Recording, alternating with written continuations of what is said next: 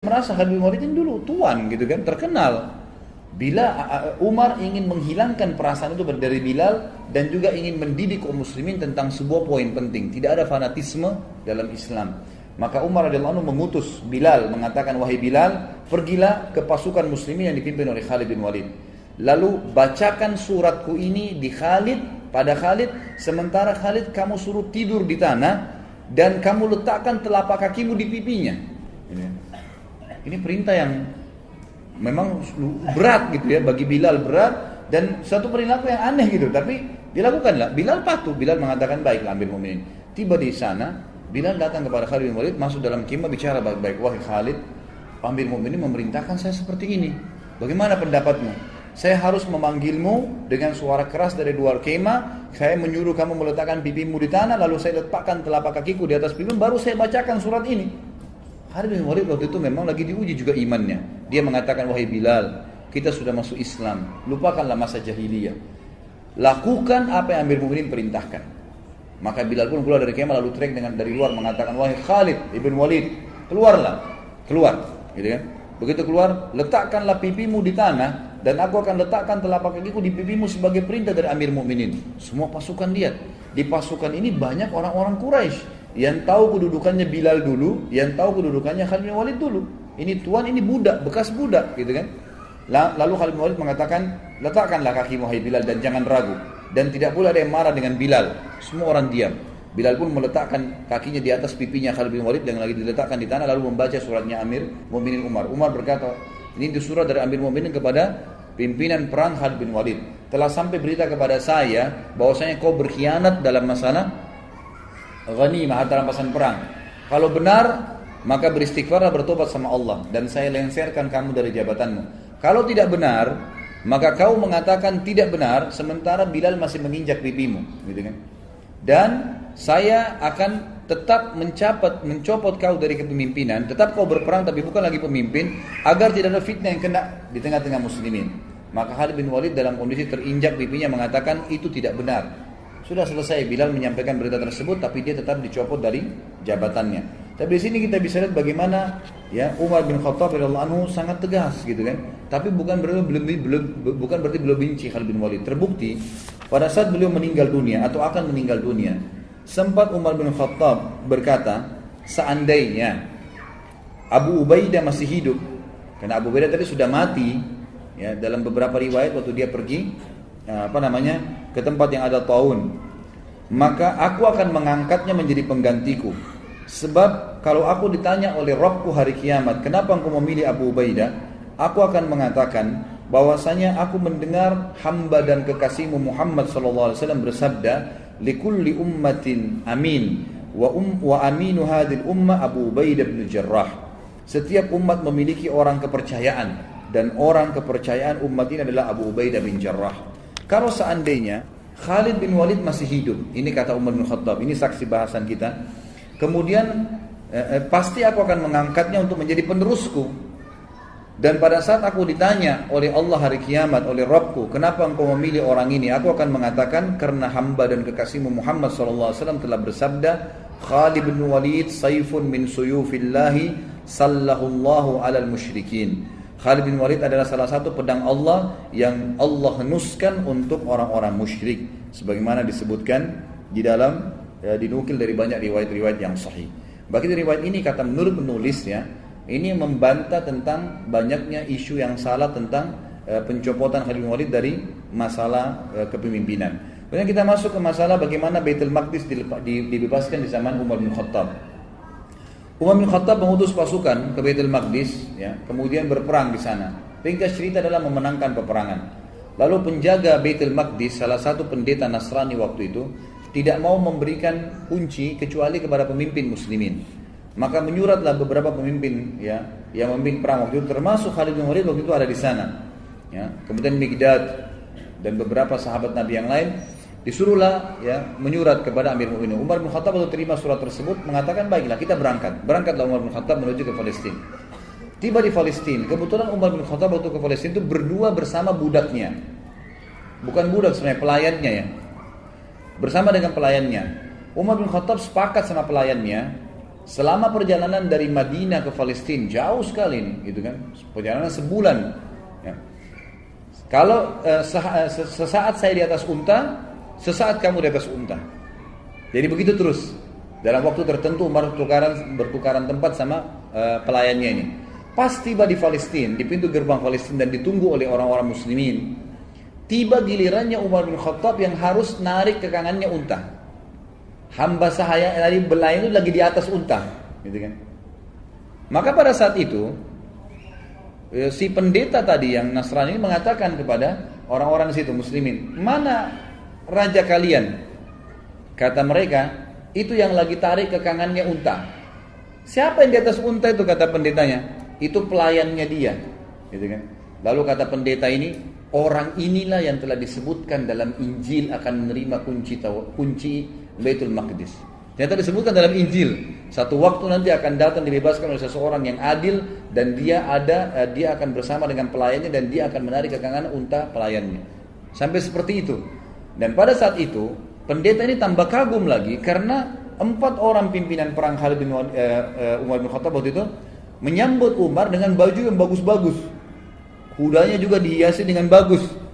Waktu mereka mendekat mau salaman sama Umar gitu kan, mau turun dari kudanya, Umar bilang jangan turun dulu. Dari mana kalian dapat pakaian-pakaian ini? Kata mereka, kami memakai ini Amir Mukminin agar musuh-musuh Allah takut. Sama Umar diambil batu dilemparin, semuanya dilemparin sama Umar, gitu kan? Kata Umar, baru saja Allah bukakan kalian sedikit wilayah, kalian sudah memakai baju-baju yang mewah, buka, disuruh ganti bajunya yang dulu, gitu kan? Sampai akhirnya mereka membuka bajunya. Pendeta itu pun akhirnya kaget melihat perilaku Umar bin Khattab. Gak ada raja di dunia seperti ini gitu. Nah ini diantara hal yang terjadi di Baitul Maqdis. Dan beliau sempat masuk di Baitul Maqdis. Kemudian beliau menanyakan kepada seorang rahib di situ pada saat itu bernama Ka'ab Al-Ahbar. Ya, dia kemudian menunjukkan, ya, menurut di riwayat ini dikatakan Umar bertanya padanya, di mana menurut riwayat dalam Injil pun, ya, bahwasanya Nabi terakhir Muhammad SAW masuk di Baitul Maqdis dan mereka punya berita itu. Mereka mengatakan dari pintu ini. Maka Umar pun masuk di situ. Kemudian Umar bin Khattab mengerjakan sholat di situ. Ini termasuk. Kemudian pelajaran yang lain juga disebutkan oleh beliau adalah sikap yang diambil menjadi hukum pada saat terjadi Amu Ramada. Ramada ini masa peceklik, kering sekali Madinah. Ya, sampai Umar tadi mulai lebih zuhud lagi, tidak makan kecuali nasi sama roti sama minyak, dan itu membuat kulitnya sampai jadi hitam. Tapi ada sebuah pelajaran. Waktu itu Umar bin Khattab mengumpulkan masyarakat Madinah, kemudian mengajak mereka sholat istisqa. Pada saat diajak sholat, ini riwayat Bukhari ya, pada saat diajak sholat istisqa, Umar bin Khattab memberikan pelajaran lagi kepada kita semua. Dia berkata dengan suara keras selesai sholat, mengatakan, ya Allah, dulu jika kami tertimpa kekeringan, maka kami bertawassul kepadamu dengan doa nabimu. Lalu engkau menurunkan hujan kepada kami. Sekarang nabi kami sudah mati, maka kami bertawassul kepadamu dengan doa pamannya, itu Abbas radhiyallahu anhu, maka berilah kepada kami hujan. Kemudian Umar meminta Abbas untuk berdoa kepada Allah subhanahu wa ta'ala. Lalu Abbas pun berkata, ya Allah, sebuah bencana telah menimpa, ya, sebuah bencana tidak menimpa kecuali karena adanya dosa.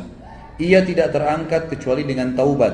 Orang-orang memintaku menghadap kepadamu karena kedudukanku di sisi nabimu Muhammad SAW. Ini adalah tangan-tangan kami terangkat kepadamu dengan dosa-dosa, sedangkan ubun-ubun kami kepadamu dengan taubat. Turunkanlah hujan buat kami. Maka tiba-tiba mendung dan turunlah hujan dengan lebat. Tapi ulama mengatakan dari riwayat ini diambil pelajaran besar, bahwasanya ya Umar bin Khattab ingin menitik beratkan tidak boleh lagi bertawassul dengan Nabi SAW sementara beliau sudah mati. Ya, seperti banyak orang sekarang bertawassul gitu kan dengan Nabi SAW. Kalau beliau masih hidup lain, tapi kalau sudah mati orang soleh, Nabi tidak boleh lagi dijadikan sebagai perantara. Allah alam. Ini disebutkan dalam riwayat Bukhari dalam kitab Istisqa.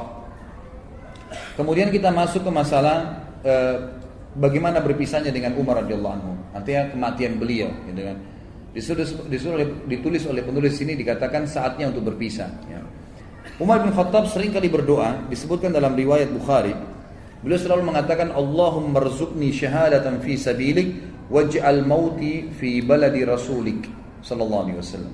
Beliau mengatakan, ya Allah, karuniakanlah kepada aku syahadah, mati syahid di jalanmu dan jadikanlah kematianku di negeri Rasulmu. Ya, di Madinah maksudnya. Maka pada saat itu Hafsah berkata, wahai ayahku, bagaimana bisa Allah menyatukan keduanya? Anda ingin mati syahid, tapi mati syahidnya di kota Nabi. Sementara waktu itu Madinah menjadi ibu kota Islam yang sangat kuat, mustahil bisa diserang udah. Pasukan Islam sudah menyebar kemana-mana, Persia sudah runtuh, sebagian besar wilayah Romawi sudah runtuh, jauh sekali orang-orang kalau mau menyerang Madinah. Bukan seperti di zaman Nabi SAW yang masih dekat, orang Mekah, suku-suku Arab masih ada yang belum masuk Islam. Ini sudah habis semuanya gitu kan. Maka Umar mengatakan, ya'ti bihallah insya Allah akan datangkan kalau Allah mau. Ternyata betul, ya, beranjak daripada kisah ini, beranjak daripada doa ini, maka ada sebuah ya, kisah yang harus diketahui. Bahwasanya Mughirah ibn Syu'bah radhiyallahu anhu salah satu waktu itu gubernur yang ditunjuk oleh Umar bin Khattab di Irak. Dalam sanad yang sahih menulis surat kepada Umar bin Khattab mengatakan, wahai Amir Mukminin, saya memiliki seorang budak. Budak ini bernama Abu Lu'lu, gitu. Orang Majusi. Orang ini mahir, bisa buat senjata, bisa buat pedang, bisa buat perisai, bisa buat macam-macam. Bahkan dia bisa membuat alat yang untuk mengalirkan air. Orangnya pintar sekali. Izinkanlah dia masuk ke Madinah, wahai Amir Mu'minin. Waktu itu Umar bin Khattab tidak pernah mengizinkan orang-orang yang belum masuk Islam itu masuk ke Madinah. Kalau sudah masuk Islam lain. Kalau belum masuk, itu Abu Lu'lu belum masuk Islam, gitu kan? Dimasukkan untuk membantu muslimin agar bermanfaat. Nah, Umar bin Khattab menolak awalnya. Kedua, Mughirah bin Syu'bah terus mendesak sampai akhirnya Umar bin Khattab izinkan. Waktu itu Mughirah bin Syu'bah meminta bayaran dari budaknya ini setiap hari kalau nggak salah 100 dirham pembayaran dari hasil kerjanya, gitu kan. Maka dia pun datang Abu Lu'lu kepada Umar mengatakan, wahai Amir Mu'minin, ini Mughirah menyiksa saya. Banyak yang diminta 100 dirham, padahal 100 dirham kecil untuk hasil dia. Kata Umar, 100 dirham kecil dari pendapatan kamu yang kamu lakukan. Begitu banyak pendapatan yang didapatkan, bisa masuk sampai ribuan dirham dalam sehari. Maka itu kecil sekali. Dia pun akhirnya jengkel dengan Umar bin Khattab dan ini awal masalah. Maka dia pun akhirnya setiap kali ketemu Umar marah, kesannya kayak marah gitu. Ya, kenapa Umar bin Khattab tidak membela dia? Lalu satu waktu Umar lagi lewat dan berkata, apa yang kamu lakukan? Dia mengatakan, saya sedang mempersiapkan sesuatu, wahai Amir Mu'minin, untuk anda yang umat Islam tidak akan lupakan, gitu kan? Orang-orang tidak paham waktu itu. Lalu Umar bin Khattab berkata kepada orang sekitarnya, kayaknya hamba saya ini sedang mengancam saya. Dia berusaha untuk membunuh saya. Ya, akhirnya dia membuat pisau khusus yang sangat kuat dan bermata dua. Dia pun akhirnya pada saat Umar bin Khattab masuk ke masjid, waktu itu menjelang sholat duhur, dan dia pun menyelip masuk di saf, dan baru saja Umar bin Khattab takbir sudah ditusuk oleh Abu Lu'lu. Begitu ditusuk, orang-orang tidak tahu, terutama di sisi kanan kiri masjid, tidak ada yang tahu. Yang tahu cuma di belakang ya Umar bin Khattab, dan itu adalah Abu Musa al-Ash'ari radhiyallahu majma'in. Lalu kemudian Umar bin Khattab tertusuk dan sempat terdengar suara Umar mengatakan, aku telah dibunuh oleh anjingnya Majus, maksudnya si Abu Lu'lu itu. Lalu Umar bin Khattab jatuh dan Abu Musa ya mendekati Umar, lalu Umar memegang tangannya sambil berkata, ya lanjutkanlah sholat wahai Abu Musa, jadi imamlah kamu. Kemudian Abu Lu'lu ini karena panik dan di sekitar Umar yang di saf-saf yang dekat tahu kalau dia sedang menusuk, maka dia berusaha menusuk semua orang yang di sekitar dia sampai dia melukai 13 orang. Dan 3 orang sempat mati terbunuh bersama Umar, tentunya mati syahid nanti berempat, gitu kan. Tapi 3 orang ini mati di masjid, yang 10 orang luka parah gitu. Nah pada saat ada lihat kejadian tersebut, sahabat sudah tahu kalau ini orang membunuh Amir Mu'minin, menusuk, maka dia melemparkan jubahnya ke arah wajahnya sehingga tidak melihat dan dikeroyokin. Pada saat itu dia tahu dia akan mati, lalu dia mengambil pisau tersebut dan menusukkan ke lehernya sendiri. Meninggallah Abu Lu'lu ini, dalam kisah sahih ini disebutkan. Dan ini yang luar biasanya, semoga Allah berikan hidayah ya. Kita tetap masih mendoakan. Di Iran sekarang ini dibangun sebuah kuburan, dinamakan kuburannya Abu Lu'lu. Ya, dan dianggap Abu Lu'lu seorang pahlawan orang-orang Syiah itu karena berhasil membunuh Umar bin Khattab radhiyallahu anhu. Ini luar biasa. Ya, pembunuh Amir Mu'minin yang terkenal dengan kesolehannya, jaminan surga dari Nabi SAW, berapa banyak hadis yang kita sebutkan. Lalu mereka bangga dan pernah saya punya cuplikannya dalam bahasa Arab. Mereka melantunkan bahasa Arab, orang-orang Persia itu mengatakan artinya begini, ya Allah bangkitkanlah kami bersama pejuang Abu Lu'lu di hari kiamat, na'udzubillah, berarti termasuk bersama-sama di neraka gitu, karena berhasil membunuh Umar yang mereka anggap orang kafir. Ini berbahaya sekali, subhanallah gitu. Jadi begitu kisahnya. Maka Umar pun akhirnya sakit parah pada saat itu. Kisahnya panjang lebar, saya ringkaskan. Umar pun akhirnya sakit parah pada saat itu. Kemudian Umar bin Khattab berkata kepada Abu Musa al-Asy'ari, coba lihat siapa yang menusuk saya. Waktu itu mereka belum tahu, masih simpang siur beritanya gitu kan. Sahabat-sahabat di kiri kanan shaf masih mengatakan subhanallah, subhanallah. Mereka nggak tahu karena suara Umar tiba-tiba hilang gitu. Maka pada saat itulah Abu Musa meninjau mengatakan yang membunuh anda adalah budaknya Mughirah bin Syu'bah, Abu Lu'lu'. Maka Umar pun mengatakan semoga Allah membunuhnya. Kata Abu Musa, sudah mati Amir Mu'minin, dia bunuh dirinya sendiri. Lalu kemudian Umar bin Khattab ternyata tusukannya sangat keras. Dari belakang di sisi kanan perut itu saking tajamnya pisau itu dan tebal gitu kan. Sehingga pada saat ditusuk dan memang dia niat membunuh, ditusuk sampai tembus ke depan perutnya Umar radhiyallahu anhu. Jadi lubang dari belakang sampai ke depan. Dan pada saat itu beberapa sahabat dan tabi'in sempat membawakan minuman kepada Umar bin Khattab, ada yang membawa air kismis, ada yang membawa juga susu unta. Dan pada saat diminum maka keluar dari sisi lubang perutnya. Dan dipanggil pada saat itu ada seorang tabib yang jelas sekali ya mengetahui masalah dan mengatakan kayaknya Amir Mu'minin sudah tidak tertolong lagi. Umar pun mengatakan, dan ini pelajaran-pelajaran yang kita bisa ambil luar biasa ya. Subhanallah, setiap orang yang dekat dengan Allah sebelum meninggal dunia, kita dengar kisah Abu Bakar yang lalu, ini kisah Umar, nanti kita dengar juga kisah Uthman, kisah Ali, sahabat-sahabat yang mulia nih yang dekat sama Allah. Sebelum meninggal, Allah kayak berikan isyarat mereka akan meninggal. Ya. Jadi mereka sempat mengembalikan amanah, mereka sempat memberikan wasiat, mereka masih sempat menasihati, mereka masih sempat menunjuk khalifah setelahnya. Banyak hal yang dilakukan, gitu kan? Termasuk Umar bin Khattab. Umar bin Khattab akhirnya berbicara, kalau saya mati, gitu kan, maka kuburkanlah saya, ya. Dan mintalah, dipanggil Abdullah bin Umar, mintalah kepada Ummul Mukminin Aisyah, minta kepada Aisyah agar Aisyah mengizinkan aku dikuburkan bersama dua sahabatku, Rasulullah SAW dan Abu Bakar. Maka Abdullah bin Umar pun mengatakan, saya masuk ke rumah Aisyah dan mengatakan, wahai Amir Mukminin, Umar mengirim salam dan meminta izin untuk dikubur. Aisyah pun menangis mendengar berita Umar, lalu berkata, semestinya aku berharap itu tempatku, aku dikuburkan di situ, tapi aku akan izinkan untuknya. Waktu kembali Abdullah bin Umar kepada ayahnya Umar bin Khattab radhiyallahu anhu ajma'in, Umar berkata waktu disampaikan, apa beritamu? Abdullah bin Umar mengatakan, Ummul Mukminin mengizinkan. Kata Umar, segala puji bagi Allah yang menerima doa ini.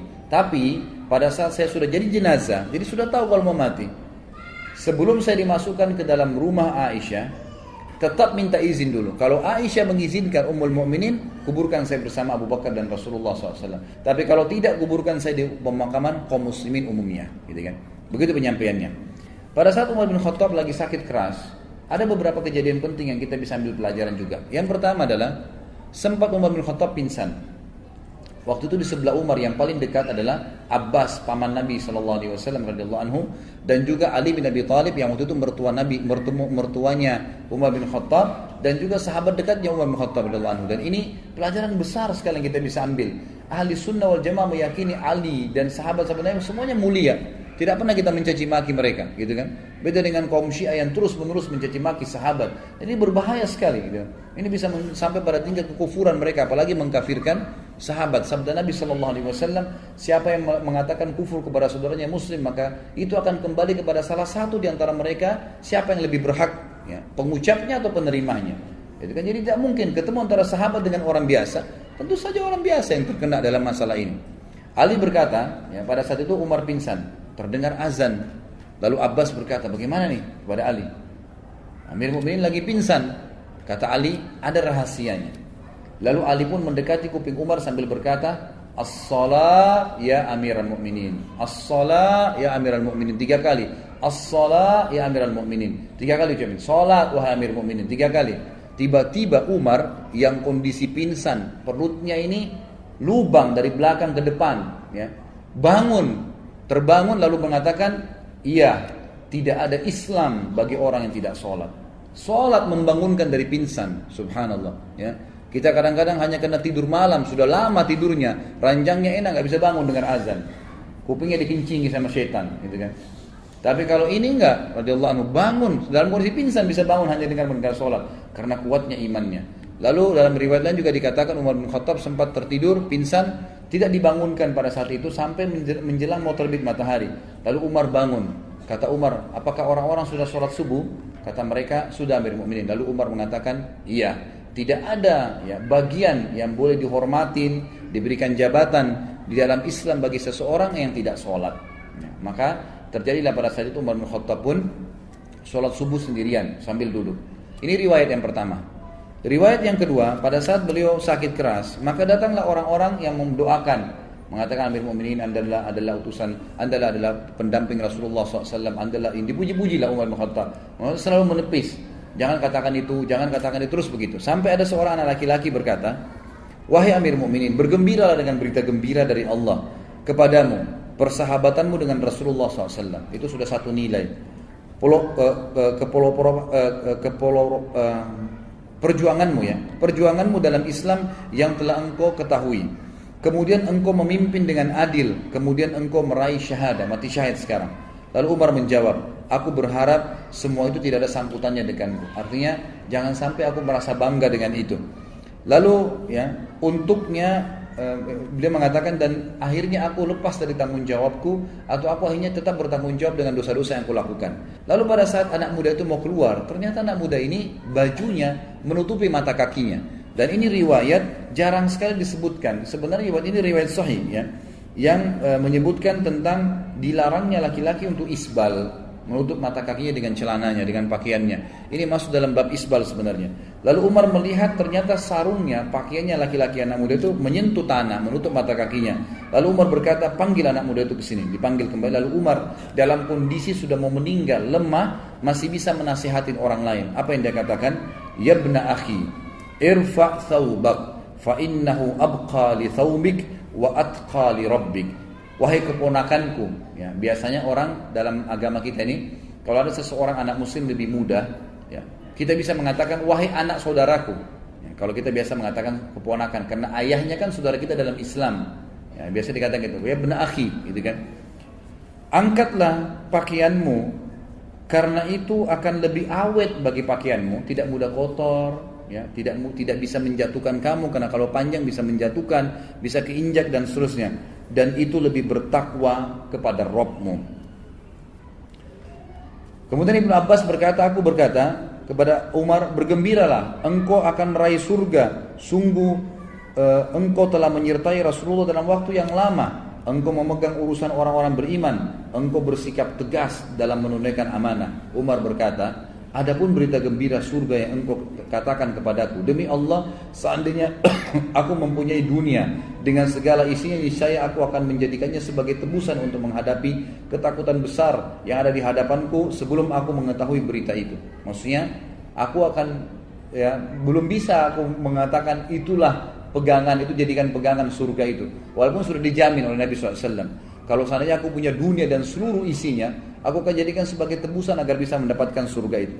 Adapun ucapanmu bahwasanya aku telah memegang urusan umat Islam, demi Allah aku berharap bahwa hal itu tidak ada sangkutannya denganku. Untung ruginya tidak ada hubungannya denganku. Adapun yang engkau katakan bahwa aku telah menyertai Nabi SAW, maka hal tersebut benar. Hal tersebut benar. Ini diriwayatkan oleh Imam Ahmad dalam musnadnya. Kemudian Imam Az-Zahabi juga mengatakan, Ibnu Umar berkata radhiyallahu anhum ajmain, kepala Umar berada di pangkuanku pada saat beliau sedang tertusuk, ya. Lalu ia berkata, letakkan pipiku di tanah, kata Umar. Lalu aku meletakkannya, kata Abdullah bin Umar radhiyallahu anhu ajmain. Dia berkata, celaka bagiku dan celaka bagi ibuku jika Rabbku tidak merahmatiku. Artinya betul-betul kecelakaan, ya, luar biasa kalau sampai aku tidak, ya, diampuni oleh Allah Subhanahu wa taala. Lalu beliau sempat sebelum meninggal juga memberikan wasiat kepada, beliau mengatakan, aku berwasiat kepada khalifah yang datang setelahku, berbuat baik kepada muhajirin angkatan pertama, karena mereka lah orang-orang yang telah masuk Islam di awal, ya, dan memberikan hak-hak mereka, menghormati mereka. Yang kedua, aku berwasiat kepada orang-orang Ansar yang telah memperjuangkan dan menjual seluruh harta dan jiwa mereka untuk agama. Lalu berbuat baiklah kepada rakyat-rakyat di kota-kota dan di desa-desa, karena mereka adalah pejuang-pejuang Islam. Berbuat baiklah kepada orang-orang Badui, karena mereka adalah orang-orang asli muasal orang Arab dan penopang Islam. Serta aku juga mewasiatkan berbuat baik kepada zimmah, ahli zimmah, orang-orang kafir yang di bawah naungan pemerintahan Islam, karena, ya, hak mereka harus dipenuhi sebagaimana Nabi SAW perintahkan. Ada beberapa pujian sahabat-sahabat, ya, yang kita akan sebutkan poin-poinnya sebelum disebutkan kematian beliau radhiyallahu anhu kepada Umar bin Khattab, dan ini pada saat menjelang Umar bin Khattab sakarat dan meninggal dunia, dan beliau meninggal disebutkan dalam banyak athar sangat muda. Tiba-tiba saja beliau setelah memberikan wasiat tadi tentang khalifah setelahnya, lalu beliau menutupkan mata dan beliau meninggal dunia seketika pada saat itu. Tidak ada sesuatu yang melihat itu berat, susah, nggak ada seperti itu. Lalu pada saat itulah puji-pujian harum dari para sahabat datang kepada beliau. Jadi semenjak mereka lihat Umar sudah mulai melemah, sudah mulai ada puji-pujian yang keluar sampai beliau ya dimakamkan. Yang pertama Abu Wail menyebutkan rahimahullah berkata, Abdullah bin Mas'ud radhiyallahu anhu datang kepada kami, dia menyampaikan berita kematian Umar kepada kami. Aku tidak melihat hari yang banyak tangisan dan kesedihan daripada hari itu. Kemudian Abdullah berkata, demi Allah, jika aku tahu bahwasanya Umar menyukai anjing, niscaya aku akan menyukainya. Maksudnya saking fanatiknya dengan Umar dan pendapatnya radhiyallahu anhum ajma'in. Umar bin Khattab selalu benar, dan ini disebutkan ya, dinukil 195 dalam buku Ar-Riyadun Nadhirah ya. Kemudian Huzaifah juga berkata, ini kisah atau ungkapan yang kedua, bahwa dia berkata pada hari kematian Umar, pada hari ini kaum muslimin meninggalkan sebuah sisi pagar Islam, artinya kehilangan pagar benteng mereka. Abdullah bin Abbas juga berkata, Hudzaifah juga berkata di statement yang lain, Islam pada zaman Umar seperti seorang laki-laki yang melangkah maju. Dia tidak bertambah kecuali dekat.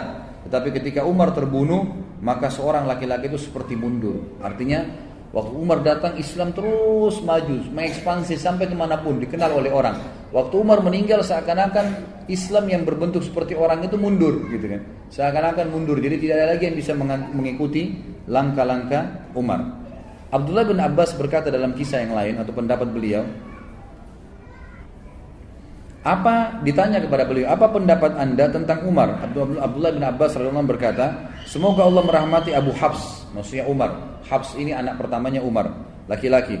Demi Allah dia adalah pembela Islam, pengayom anak-anak yatim, tempat tinggal tempat tinggal iman, sumber kebaikan, penyantun orang-orang lemah, benteng bagi para khalifah, kokoh dalam kebenaran, suka membantu orang lain, menegakkan hak Allah dengan sabar dan berharap pahala kepada Allah sehingga agama ini tegak. Dia telah memperlebar wilayah kaum muslimin, mengingat Allah SWT di atas bukit dan daratan, memuliakan Allah dalam keadaan senang dan susah, bersyukur kepadanya di setiap waktu, maka Allah akan menimpakan penyesalan kepada siapa saja yang membencinya sampai hari kiamat.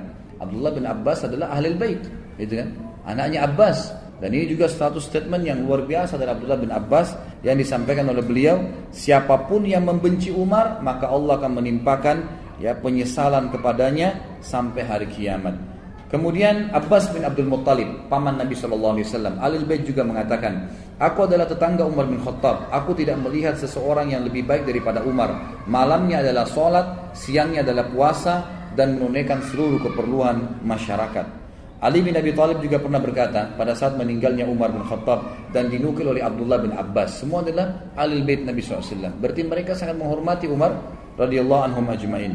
Ali berdoa, ya, berkata, Ali mendoakan Umar agar Allah merahmatinya. Kata Abdullah bin Abbas, dia berkata, engkau tidak meninggalkan seseorang di mana aku lebih menyukai bertemu Allah dengan amalan seperti amalanmu, hai Umar. Demi Allah, aku sudah mengira bahwasanya Allah akan menjadikanmu bersama sahabatmu, karena aku sering mendengarkan Nabi SAW bersabda, "Zahabtu ana wa Abu Bakar wa Umar, wa dakhaltu ana wa Abu Bakar wa Umar, wa kharajtu ana wa Abu Bakar wa Umar." Aku sering mendengar, kata Ali radhiyallahu anhu ajma'in, Nabi SAW bersabda, aku pergi bersama Abu Bakar dan Umar, aku masuk bersama Abu Bakar dan Umar, dan aku keluar bersama Abu Bakar dan Umar. Jadi ini jelas statement Ali radhiyallahu anhu mengatakan wajar kalau kamu dikubur bersama Nabi SAW dan Abu Bakar. Abdullah bin Abbas juga berkata, perbanyaklah mengingat Umar, karena jika kalian mengingatnya, niscaya kalian akan mengingat keadilan. Jika kalian mengingat keadilan, niscaya kalian akan mengingat Allah tabaraka wa ta'ala. Jadi ini statement yang sangat luar biasa. Dan seperti kita tahu ikhwah dan akhwat sekalian, sampai sekarang subhanallah, kita pada saat dari tadi kita mengisahkan Umar, saya yakin berapa persen pun itu jumlahnya, ya kalau memang Allah mudahkan sampai full, alhamdulillah, bisa semaksimal mungkin 90-100% kita bisa mengambil pelajaran, sangat baik. Berapa persen pun tadi waktu kita dengarkan kisahnya, yang terlintas adalah seorang sosok yang sangat kuat, tegar, dari orang yang tidak baik menjadi orang yang sangat baik, dari orang yang akhirnya ya orang yang jadi pemimpin dan menjadi orang yang sangat adil dalam kepemimpinannya, orang yang sangat berani, orang yang sangat sayang dengan masyarakatnya, orang yang sangat zuhud, ya, orang yang sangat wara', banyak sekali kelebihan beliau radhiyallahu anhu. Dan dengan membaca kisah beliau, kita akan bertambah iman. Baru membaca kisahnya, bagaimana dengan dia sendiri yang sudah hidup pada masa itu radhiyallahu anhu. Dan saya tutup ikhwas sekalian, ya, ini tentu tambahan kisah saja. Ini setelah Umar bin Khattab meninggal lalu dikuburkan, ya. Sebelum beliau meninggal, beliau sempat dikatakan oleh beberapa sahabat, tunjuklah wahai Amir Mu'minin siapa yang akan menggantikan Anda. Kata Umar radhiyallahu anhu, saya tidak berani menunjuk siapapun kecuali saya harus mengumpulkan 6 orang yang tersisa dari ahli, ya, dari orang yang dijamin masuk surga. Maka kumpulkanlah pada saat itu ada Utsman, Ali, Talha, Zubair, Abdurrahman ibn Auf dan Sa'ad, ya. Dikumpullah 6 orang ini. Lalu kata, ya, Umar radhiyallahu anhu, kumpullah mereka ini. Lalu Umar memanggil mereka ke dalam rumahnya Umar. Lalu Umar berkata, ini ada kamar saya. Ini kamar sering saya gunakan untuk kebutuhan muslimin. Berkumpullah kalian di dalam kamar ini dan musyawarahlah agar ada orang di antara kalian yang bisa menggantikan saya setelah saya meninggal. Dan ingat, wahai Abdurrahman, kau jadi pimpinannya. Jangan keluar dari ruangan ini kecuali sudah ada satu khalifah. Kalau enggak, kalian berenam saya penggal lehernya. Umar bin Khattab nunggu depan kamar itu dalam kondisi beliau luka parah nih, gitu kan. Lalu masuklah 6 orang itu bermusyawarah di dalam ini subhanallah, ke-6 sahabat ini saling memuji. Yang satu memuji fadilah yang satunya. Rasulullah SAW bersabda tentang kamu begini, tentang kamu begini. Utsman memuji Ali, Ali memuji Talha, Talha memuji Zubair, terus begitu. Sampai hadis-hadis banyak disebutkan tentang fadilah masing-masing. Terakhir terkerucut dari 6 orang, 2 orang, Utsman dan Ali. Dan akhirnya Utsman bin Affan unggul dengan 2 buah hadis. Tentang hadis Allah malaikat malu dengan, ya, Utsman, dan juga tentang jaminan Nabi SAW surga kepada Utsman setelah membiayai perang, ya, Ushrah. Baik, akhirnya mereka mengatakan Utsman kau tidak bisa mengelak. Utsman pun akhirnya mengatakan baiklah. Keluar dari kamar, Umar tanya, bagaimana keputusan kalian? Kata mereka, kami sudah menunjuk Utsman bin Affan karena kelebihan hadis Nabi SAW tentang dia. Kata Umar, alhamdulillah. Setelah itu Umar pun meninggal dunia. Jadi ini fadilah yang Umar radhiyallahu anhu lakukan. Ada sebuah kisah yang saya tutup dengan kisah ini, sebenarnya tidak berhubungan dengan kematian Umar, tapi saya sempat mendengarkan kisah ini dari salah satu masyayikh, ya, yang beliau sampaikan dalam kasetnya. Saya tambahkan saja.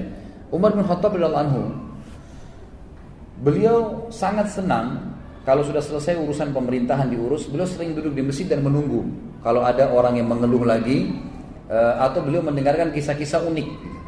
Satu waktu ada orang yang datang, dan ini kisah membuat Umar bin Khattab menangis dan tersentuh secara imaniyah. Dan ini juga syekh yang menyampaikan sampai menangis. Saya lihat cuplikan itu, beliau menangis mendengar kisah ini sambil berdoa kepada Allah seperti doanya laki-laki yang akan diceritakan dalam kisah ini. Umar bin Khattab sering kali duduk atau menunggu orang, lalu kemudian dia punya seseorang yang selalu mendampingi dia. Ini tidak disebutkan dalam kisah ini siapa dia. Biasanya Utsman bin Affan atau Abdurrahman bin Auf atau Abdullah bin Abbas. 3 sahabat ini sering mendampingi Umar radhiyallahu anhu di samping kanan atau kirinya. Lalu masuklah 2 orang dalam masjid waktu itu, kembar, persis sama, bajunya sama, ya. Semua penampilannya sama, rambutnya, alisnya, kulitnya, tinggi badannya, paras wajah, postur tubuh sama semua, nggak ada bedanya. Seperti orang kembar gitu. Tapi kembarnya ini luar biasa uniknya gitu, semua sama. Lalu Umar bertanya kepada orang di sebelahnya, siapa orang ini, 2 orang ini? Yang di sebelahnya bilang kepada Umar, itu Amir Mu'minin, ayah sama anaknya.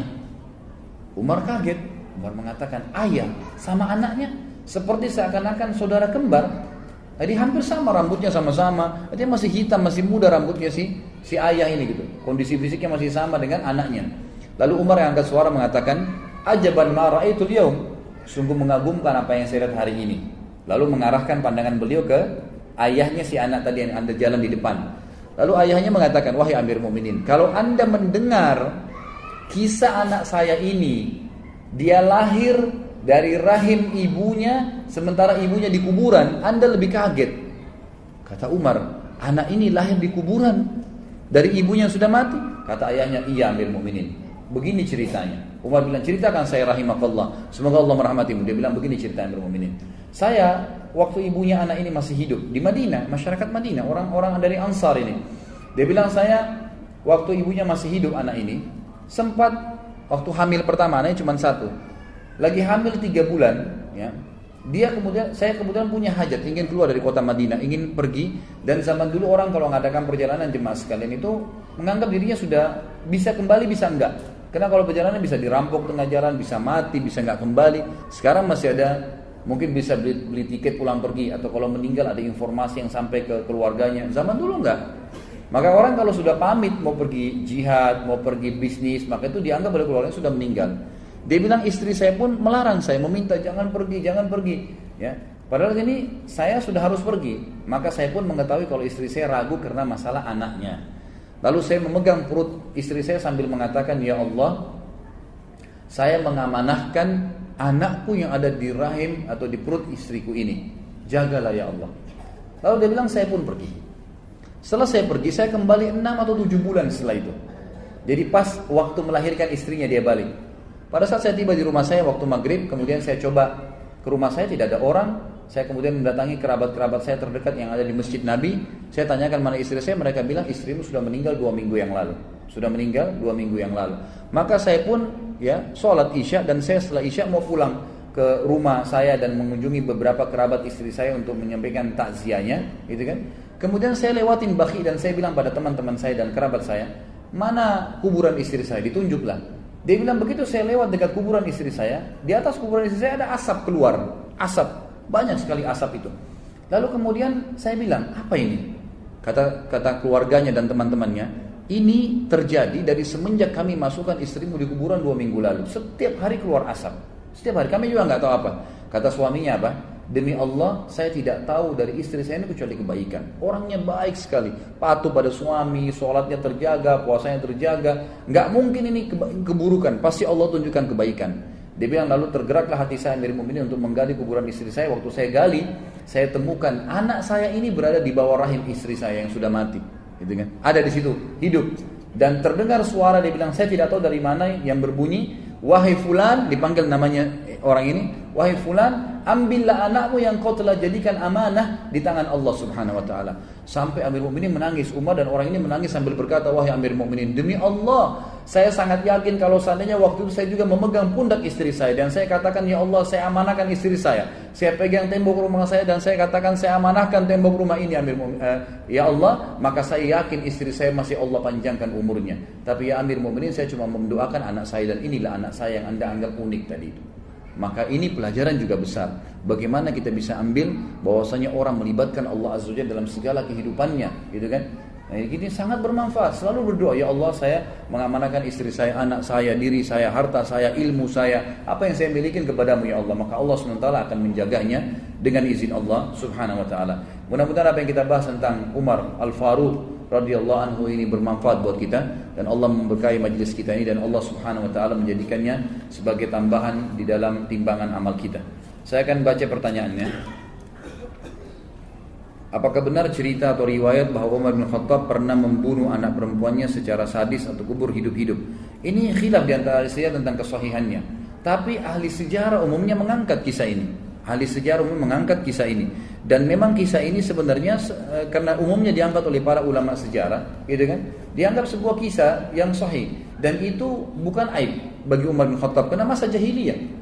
Kita tahu tadi banyak dinukil kisah tentang Umar yang memang perilakunya sangat buruk di masa jahiliyah, gitu kan? Ada riwayatnya bunyinya begini. Sebagian ulama menghasankan, sebagian ulama mentaifkannya, yang menganggap tidak mungkin karena ditolak secara akal, gitu kan? Bukan ditolak secara riwayat, karena ini cuma sebuah athar. Athar itu berarti dibawa daripada hadis, ya, dan sunnah Nabi. Ini memang athar itu dinukil dari para sahabat dan tabiin. Maka dari dalam sebuah athar dikatakan Umar bin Khattab radhiyallahu anhu di zaman khilafahnya pernah duduk sambil beliau kadang-kadang menangis, ya, kadang-kadang beliau tertawa. Maka datanglah beberapa temannya bertanya mengatakan, wahai Amirul Mukminin, ada apa? Kadang-kadang Anda nangis, kadang-kadang Anda tertawa.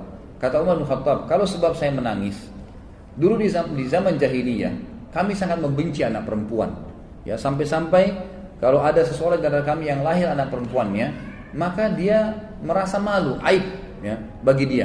Dia menahannya dalam kondisi dia merasa aib. Sampai saya pernah memiliki anak perempuan dan saya mempertahankannya sampai umur 6 tahun dalam kondisi saya merasa tertekan. Maka waktu itu karena merasa malu, berat, saya pun membawanya ke padang pasir lalu saya menggali dan menguburkannya. Itu yang terjadi. Tapi masalah sadis itu Allahu a'lam. Tapi jelas beliau menguburkan anaknya sebagaimana perilaku orang-orang Quraisy zaman itu. Lalu dia bilang, kenapa saya tertawa? Dia bilang, kami di zaman jahiliyah dulu di Mekah. Gitu, dan ini pantas dikatakan zaman jahiliyah karena kebodohan luar biasa pada saat itu. Umar bin Khattab ceritakan. Beliau mengatakan, kalau di masa jahiliyah dulu, kami diharuskan ya oleh ini pemahaman dinukil dari Amr bin Luhai, salah satu penyebab masuknya berhala di Jazirah Arab yang mengubah agamanya Ibrahim alaihissalam. Yang Nabi SAW mengatakan, aku diperlihatkan Amr bin Luhai di neraka, isi perutnya keluar dan dia memikulnya sementara atau karena panasnya api neraka. Dialah yang pertama mengubah ajarannya Ibrahim alaihissalam. Dan Amr bin Luhai pertama masukkan patung-patung di Mekah untuk disembah, sampai akhirnya keluarlah keputusan setelah dia meninggal yang berkembang terus di Mekah, orang-orang yang mau menyembah berhala ya harus membeli patung dari Mekah, atau patung itu harus dibuat dari batu Mekah, dari benda dari Mekah. Maka Umar bin Khattab berkata, satu waktu saya keluar dari Mekah, perjalanan, ada hajat saya keluar, kemudian saya lupa membawa patung dari Mekah. Di tengah jalan saya ingin berdoa, minta sama Tuhan saya, nggak ada Tuhan, nggak ada batu, nggak bawa. Ada batu berserakan sih, tapi bukan dari Mekah, harus dari Mekah. Dia bilang, saya tidak temukan dari Mekah yang bisa saya buat patung kecuali makanan saya yang waktu itu dari kurma.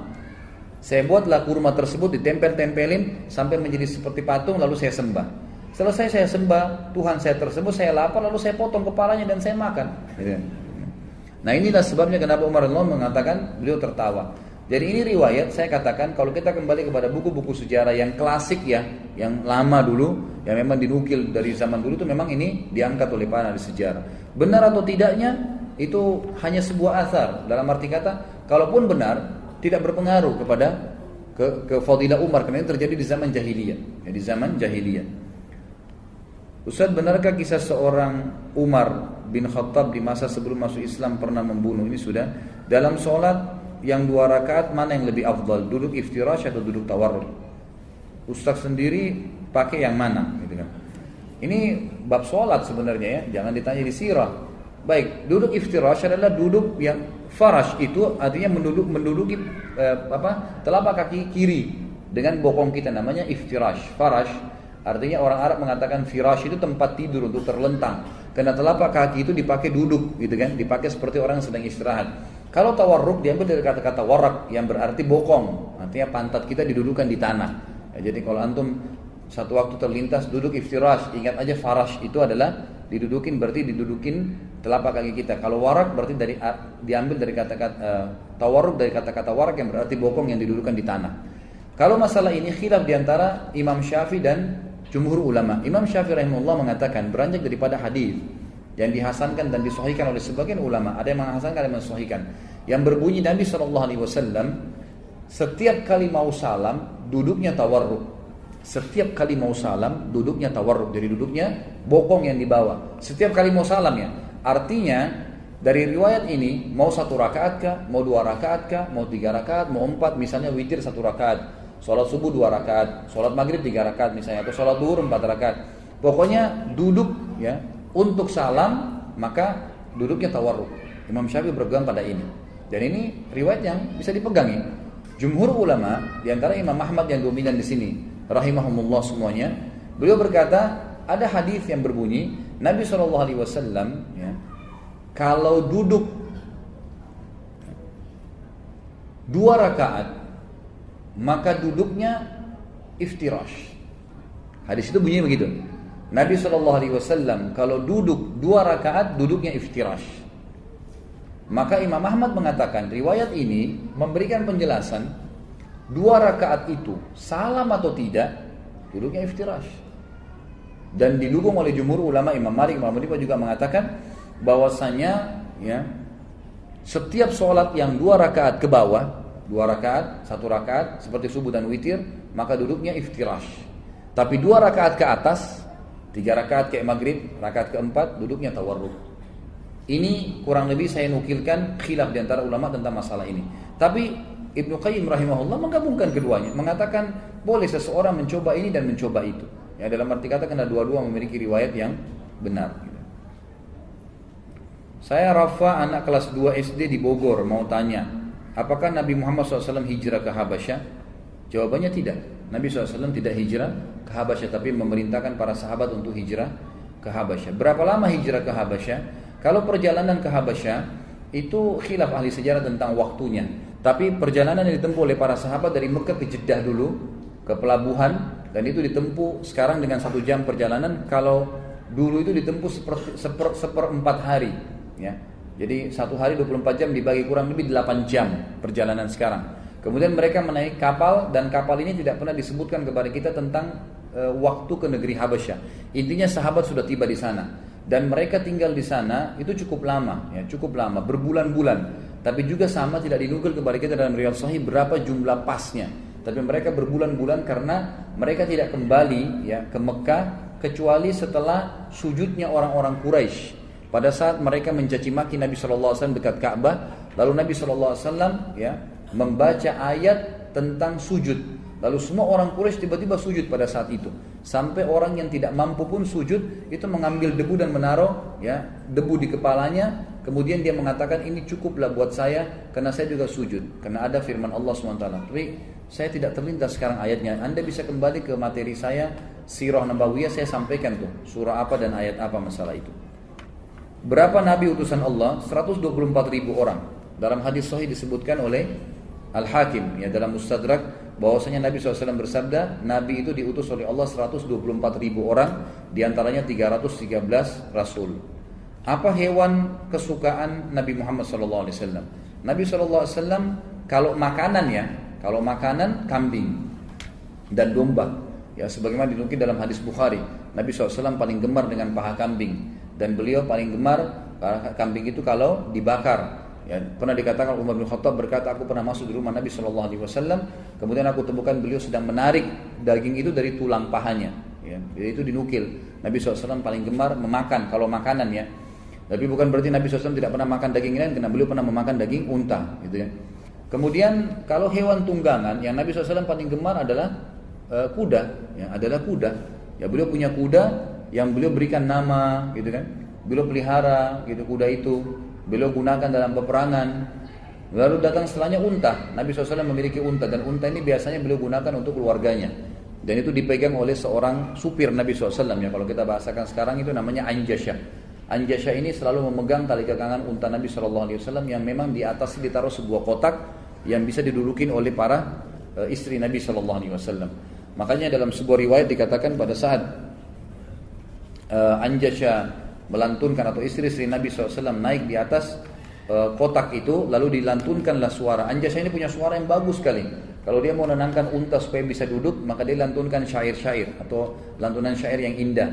Unta ini karena nyaman mendengarkan suara Anjasyah, maka dia menggoyangkan untanya, maka goyanglah kotak yang ada di atas unta tersebut. Sementara istri-istri Nabi lagi ada di atas itu 2 atau 3 orang. Lalu kemudian pada saat itu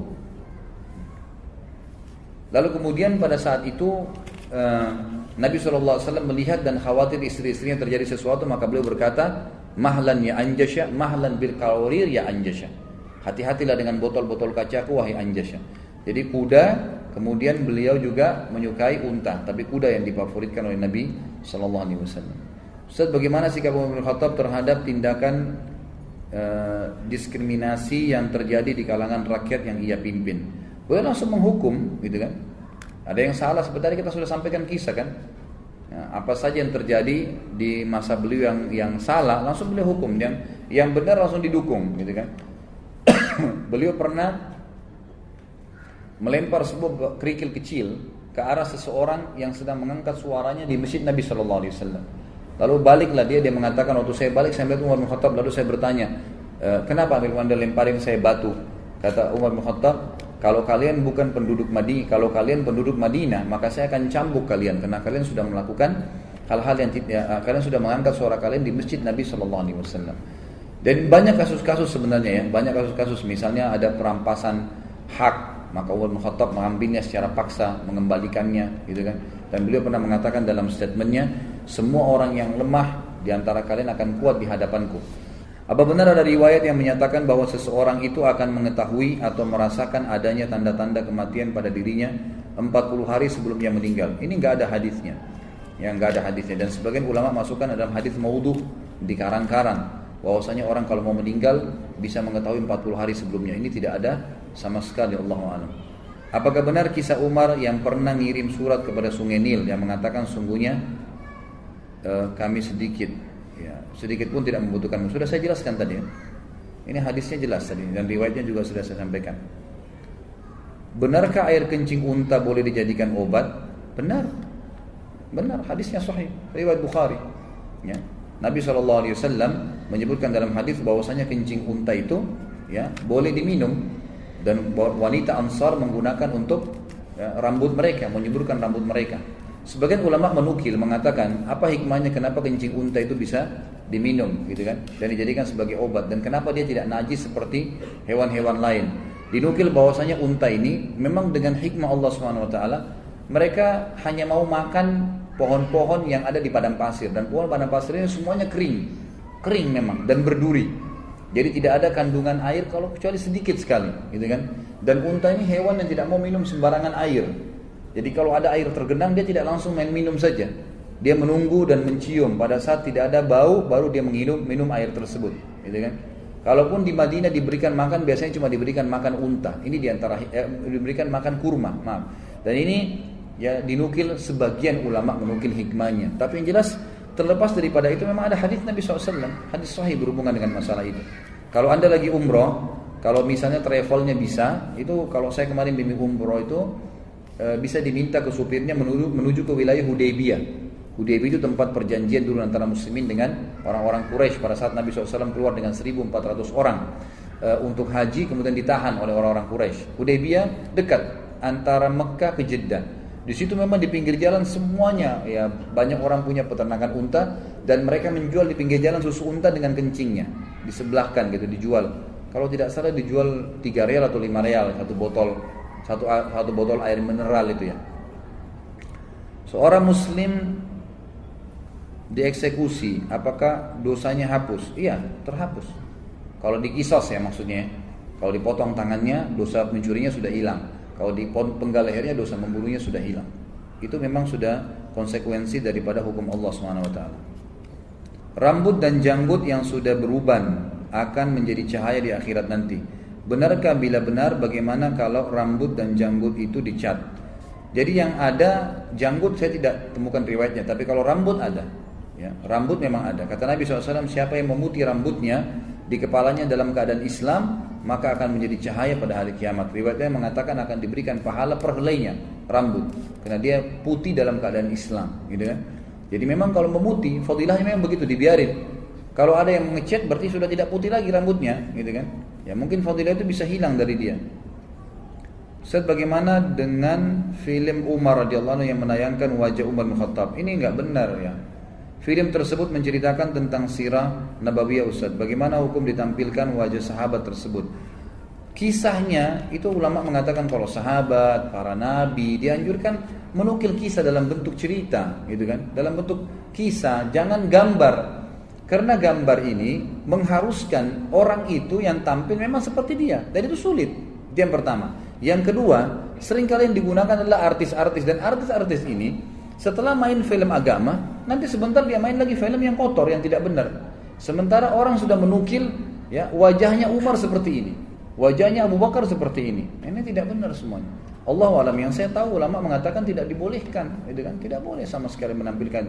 Karena tanpa ditampilkan dalam film pun sudah cukup kok. Dengan penyampaian seperti kita tadi sudah cukup sebenarnya. Orang sudah cukup mengambil pelajaran. Terkait dengan masalah mimpi dan firasat orang-orang soleh, ada diceritakan cerita-cerita di masyarakat Indonesia.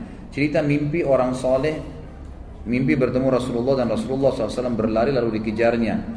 Dan ditariklah surban Rasulullah, kemudian terbangun dari tidurnya. Terdapatlah di tangannya surban Rasulullah. Kemudian dijadikan surban itu dikeramatkan ya. Dan mimpi yang mulia, dianggap mimpi tersebut mimpi mulia. Apakah mimpi-mimpi seperti ini termasuk firasat dan orang-orang soleh? Jawabannya tidak. Kalau sampai mimpi menarik surbannya Nabi, ini aneh ini, gitu kan? Ini luar biasa, menarik surban Nabi itu berarti aib sebenarnya dalam agama, gitu kan? Gak mungkin terjadi. Tapi mimpi tentang Nabi SAW benar, bisa terjadi. Tapi ulama mengatakan untuk mimpi Nabi SAW biasanya memang dilihat orang tersebut. Kalau orang itu sangat dekat dan menjalankan sunnah-sunnah Nabi SAW, maka bukan mustahil dia mimpi tentang Nabi SAW. Itu pun kalau dia lihat Nabi SAW harus dipertemukan dengan Syama'il Muhammadiyah, dipertemukan dengan ciri fisiknya beliau SAW.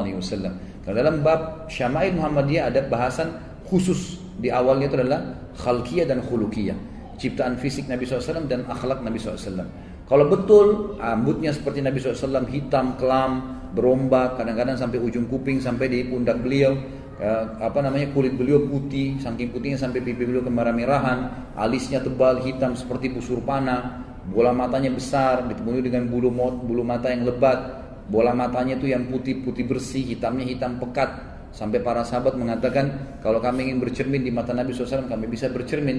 Hidungnya lancip SAW, bibir, pipi itu sesuai dengan wajah beliau yang tidak oval dan tidak panjang. Pundak beliau lebar, ya, tubuh beliau yang kekar, dadanya yang bidang alaihissalam, tingginya gitu kan, badannya dipenuhi dengan bulu, termasuk jenggotnya lebat sampai kathif, sampai ke dada beliau alaihissalam. Itu cirinya. Kalau orang melihat seperti itu, maka insya Allah membantu Nabi SAW. Tapi juga dipertemukan dengan tadi, kalau sampai menarik surban Nabi dan dia temukan surban di tangannya, ini dari para sahabat pun tidak pernah ada yang terjadi seperti itu, yang lebih dekat dengan Nabi SAW.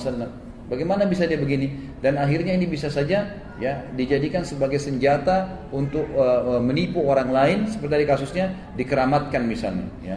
Akhirnya dianggap sakral dan kain itu permainan syaitan semua. Allahu a'lam, yang semestinya memang harus dijauhi. Semestinya harus dijauhi.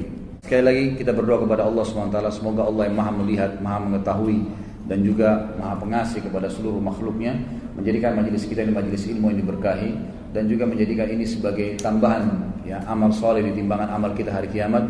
Dan semoga Allah SWT menyatukan kepada bersama kita Umar Al-Faruq, kita bersama beliau di surga dengan izinnya insyaallah, dan kita juga bisa mengambil pelajaran dari beliau.